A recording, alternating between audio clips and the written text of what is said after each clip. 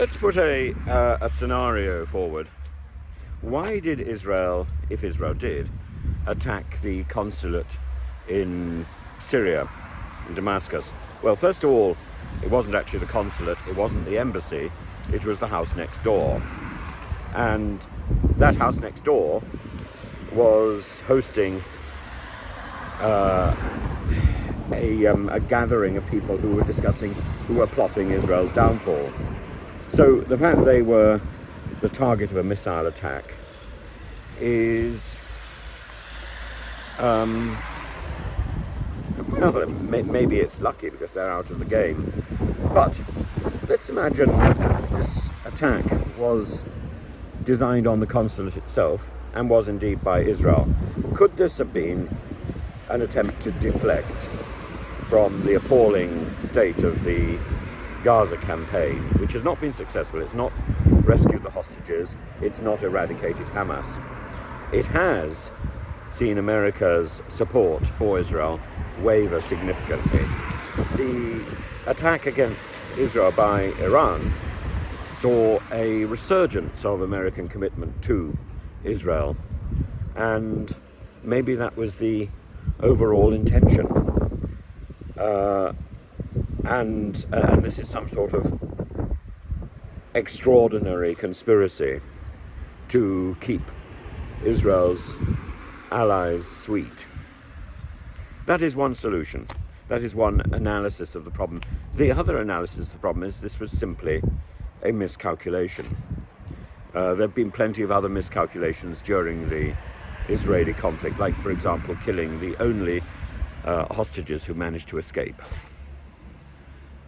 Or might we suggest that had some sort of ultimate plan behind it? I don't think so. War brings with it chaos. And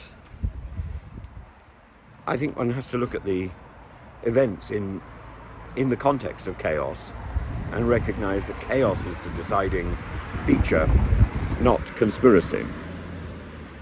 And Netanyahu is somebody clinging on by his fingernails to office in the blind hope that as long as he remains in office, he can avoid